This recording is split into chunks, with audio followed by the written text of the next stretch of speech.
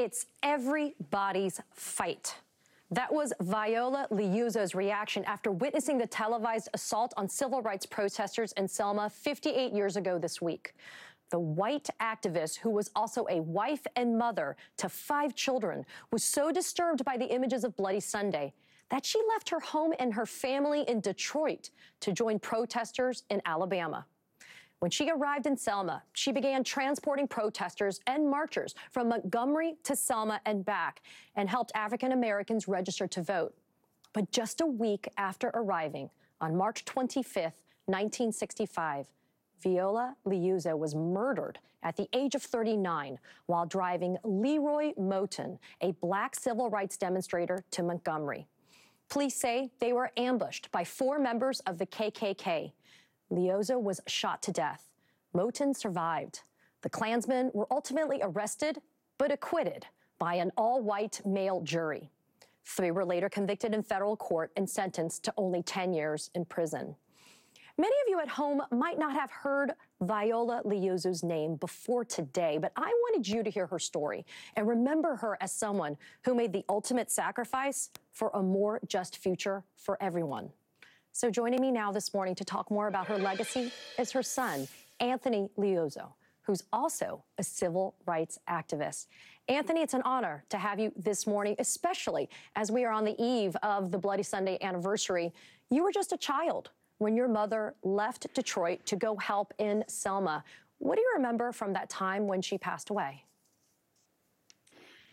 Well, it was one of the most difficult times of my life after we had learned about it, but Mom was always helping people. She did whatever she could. If somebody was in need, she would be there, and that's the way she lived. So it wasn't surprising to us that she went down. She would call us every night, told us what was going on. She was excited to be down there, and she was working in the medical tent and doing whatever she could to help the demonstrators. She gave her car up to be used from the day she got down there. She actually started ferrying marchers after the march, and that, as you know, had a terrible ending on it.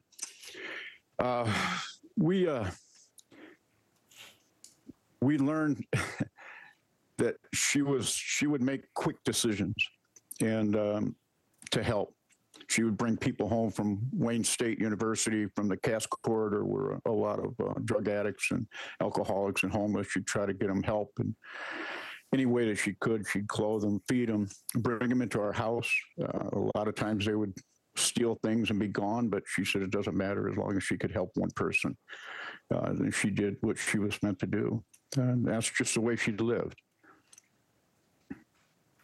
Anthony, after your mother's death, your own family was affected because you received death threats. A cross was burned on your lawn as a child. Shots were fired into your home. Did any of that experience change in any way how you viewed your mother's willingness to go and fight for equal rights for all people? No, it solidified our belief that what she did was right. You know, she fought against hate everywhere. In fact, she used to say, hate hurts the hater. So she didn't want us, you know, she taught us not to hate. And that everybody was the same, no matter what the color, race, whatever, that we were all the same. We should never judge somebody by the color of their skin or by the race of people they are. And she really hammered that home to us. So seeing all the hatred put upon our family, in those times, I mean, you know, I'm sorry to say it looks like we're heading back to those times nowadays, but we have to stand strong. We have to fight. In her legacy, I know what she would be doing right now. She'd be out protesting. She'd be doing everything she could to stop the changes towards fascism that is happening in this country.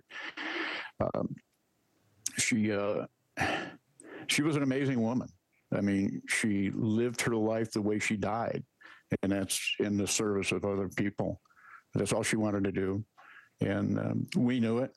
And like I said, she called us every night. She called us the night she was murdered and said she was coming home tomorrow. We were all excited. My brother and I was only 10. My brother was 13. We started marching around the house singing "We Shall Overcome." My father told us to stop because he was clearly worried still that it was very dangerous down there, and he knew it. And, we got a call at midnight from the Alabama Highway Patrol. And they just said, are you related to Viola Liuzzo? My dad said, yes, my wife. And he said, well, she's been shot. And he kept asking, how is she? What's going on? Is she all right? Is she all right? And they came back on the phone and said, she's dead. And then they hung up. And the press were outside waiting. They had notified the press before they notified the family. So as soon as the lights came on and they heard the commotion in the house, they were up at the door, knocking on the door, trying to find out, wanting to interview us. And it was just a terrible time. I mean, it was like I was in a fog and a dream for weeks thereafter.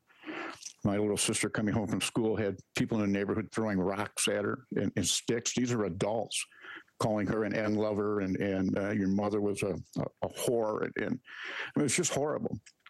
They dumped garbage on our lawn. They burned crosses, as you said, and shot bullets through our windows. They tried to storm the house and break into the house. We lived with armed guards 24 hours a day for 2 years. It took its toll on the family.